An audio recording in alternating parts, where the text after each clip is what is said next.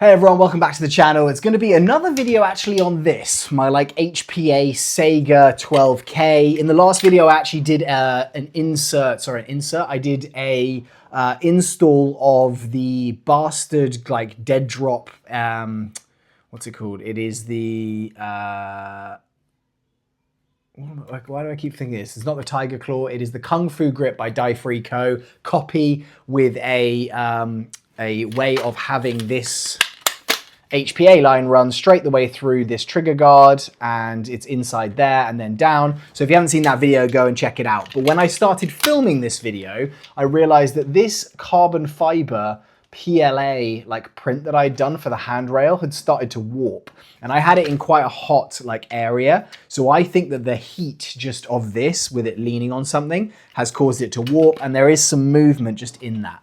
So what I've ended up doing is printing this Zenitco rail for the Saiga 12K. So I'm quite excited to see if this fits up. Sorry, that's not part of it. This Zenitco rail for the Saiga 12K, which we're going to try and install today.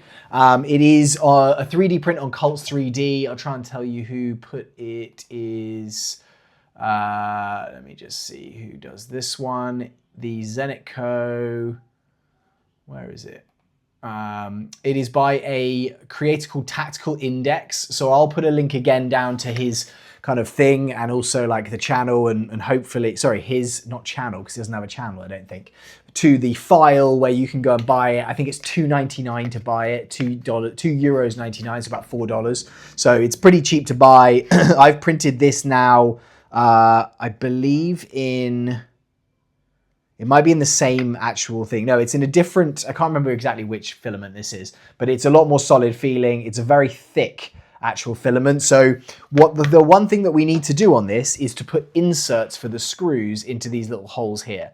So they're M3 inserts, and I've never done this. So I thought, I was about to start doing it, and then I was like, you know what? Why am I doing this without filming it?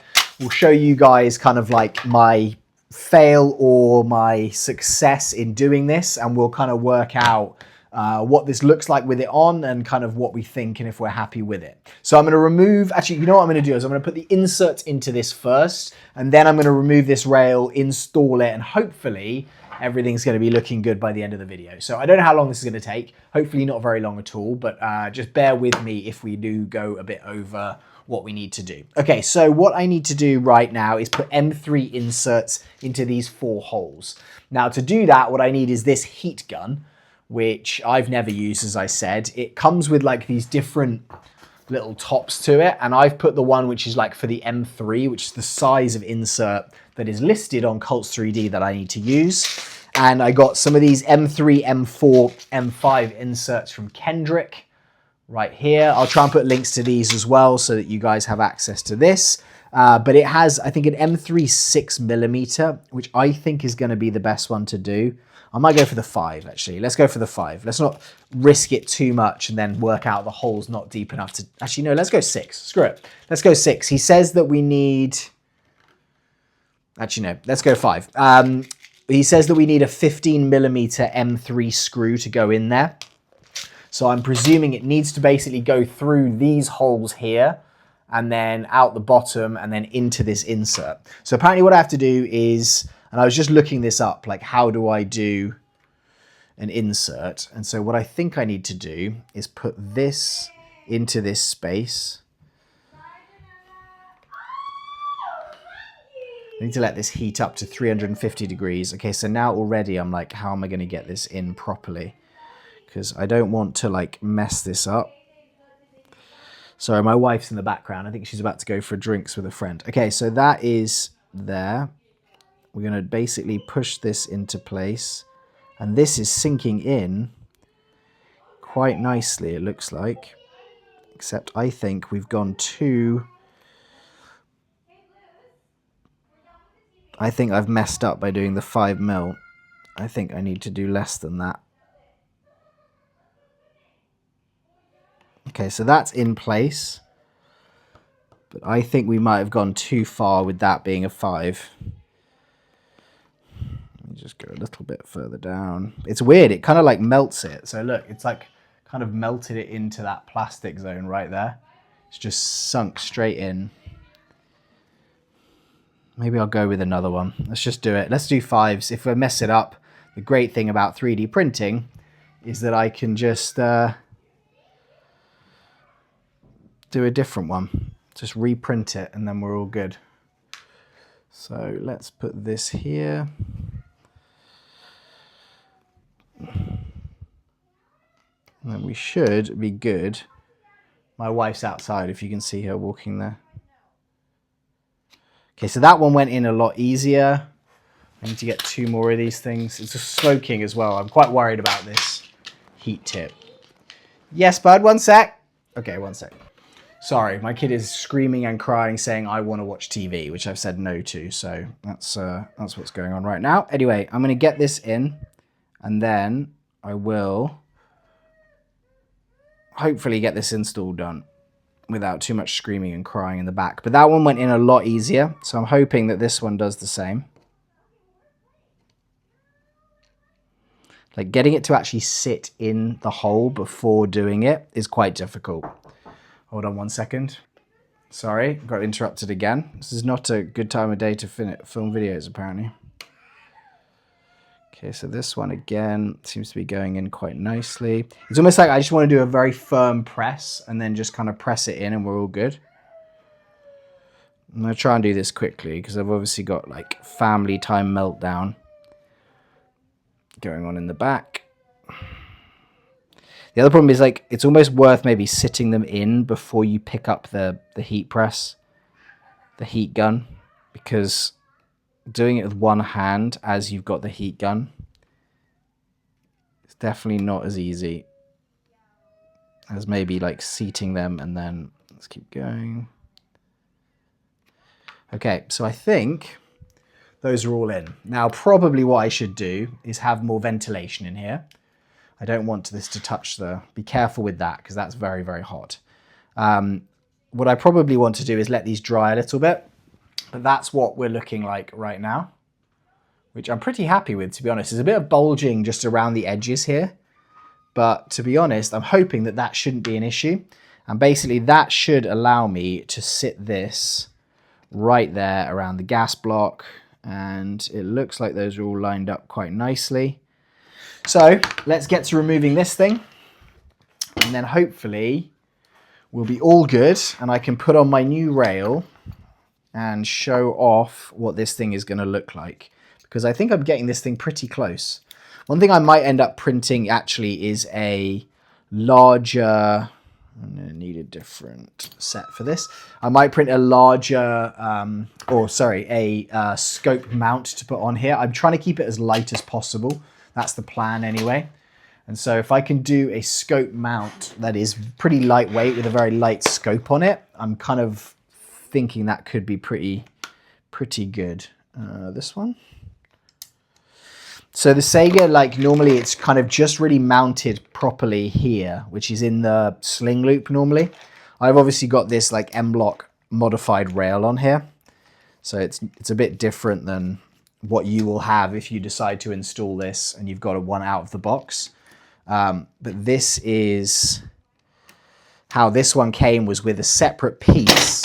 Good, a separate piece that basically went into like as the like block as the main part, and then it had these screws coming off which locked it into place. Now that started to loosen up because of the fact that it, I think, got hot. So that's now sliding off and that's fine. And then that thing I think is going to go in the bin because that's definitely not good. I don't think the actual print's bad. I think the print's good. I think I've just printed it in something that's too weak and fragile.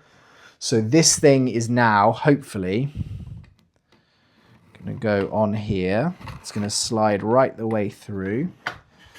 We may need to do some finagling to kind of get it in.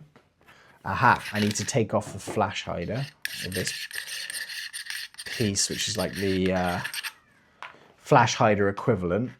I'm going to slide this through. I mean, it's really quite snug, this thing, but in a good way, I say, as then I get it stuck and can't get it on.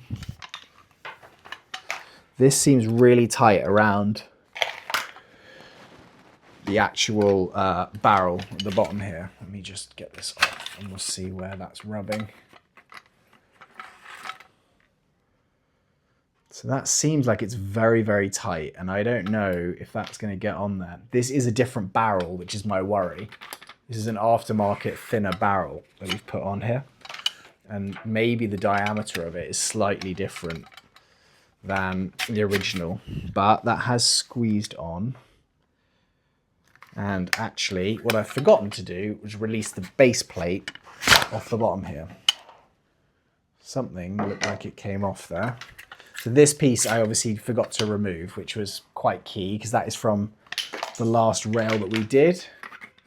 This piece here, you can see my 18-month-old through the gap there. Okay, so I may have to edit that part of the video, guys. So if you didn't just see that bit, my kid just ran up to the window naked, and that is obviously not legal to put that on the internet, even though obviously I wouldn't want to do that anyway. So hopefully I could just cut that piece out and continue the actual video. But weirdly, I got this on last time, and now this time it's a lot harder, or feels a lot harder to get on. That is going to fit in there, yeah. I like that it's tight. Oh, there we go, got it. And that went on perfectly. So I must have had the angle wrong. I like that it's tight. I have to say, that thing now is looking pretty awesome. Like really, really awesome. So what I'm going to quickly do is put this base pin back in. Because even if I don't put the upper on, and I don't need those pins in there, this lower, like, actual rail guard is... It does also have an option, if you want to put in the sling again, or the sling mount, sorry. But actually, I may just keep it like that. I mean, that feels so good. Boom, boom. The option that I have, though, is to put this guy on, which is going to go here, and could remove the top rail, but actually don't need to. I mean, it does probably look cooler like that. So what I'll do is I'll find these screws that we need, which apparently are, I think, the M3 15mm. I'm going to try and get those out of this now. So the M3 15mm is going to be, I've got M3 16s. So let's see if these ones work, because this is probably the ones. I'm hoping that an extra millimeter isn't going to make much of a difference. I've got two of these guys right here. If not, I've got some 12s. I just don't have the specific one, which is the 15, which is annoying. So it looks like it kind of is going to bite through the plastic, and it feels like it's taking...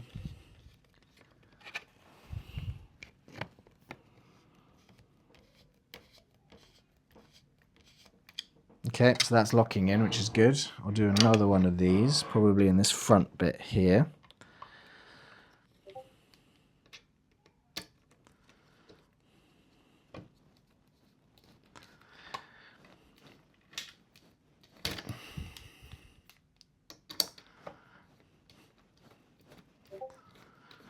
Sorry, my Discord is going off. Hopefully this isn't too annoying, guys. I'm sorry about the issues that have come up from a personal reason in this video. But I'm like, quite a few guys when I'm filming these videos will say like, oh, I've got kids at home. I kind of understand it, don't worry. So hopefully that's the case with you guys as well, and it's not a big deal, but I can understand getting annoyed by it as well. I need two more of these, but it looks like the 16mm are going to work. So I'm quite excited about this. I definitely wasn't necessarily thinking that it would come out this way. One thing I did forget to do before installing it was I had a few people say to me like, hey, just make sure you put a clear coat on the actual handrails before you install them, because your hand's rubbing up and down on them, and it can be that you're going to get like little splinters. And so I forgot to do that, but what I'm actually going to do is spray paint this thing. So I'll do a full spray paint job, and then I'll do the clear coat afterwards, so shouldn't have an issue with that. But this is going on really nicely. Again, I might just stick with the original, with just the lower. Because obviously I'm kind of eliminating my sights on this, but also I am allowing myself to have a rail. That is my 18-month-old is here, saying Georgie. Sorry, my naked kid went there again. So if you've seen a little cutout of this video, normally I pride myself in not editing videos at all and just posting them. But this is obviously, because I think that technically counts as what I will call CP, because I think if I actually say the words, it may well end up getting this video blocked. And I do not want that happening. Having that kind of strike on the channel would be pretty bad. Okay guys, so I think we're pretty much there on this. And I'm actually really happy with how the heat gun came out. That's probably like my biggest win there, is actually learning that I can do that. So here it is, the Saiga 12 HPA edition. Put this guy back on.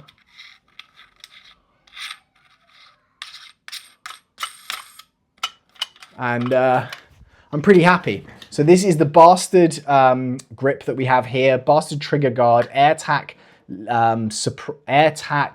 HPA adapter for gas blowbacks. Obviously then we've got the HPA line, so we're going to run this as an HPA. I've then got this, which is this handrail Zenitco-style from Tactical Index. And this has cost me very little money to do. And I think it's converted this thing into an absolute beast. Like, I'm really, really happy with it.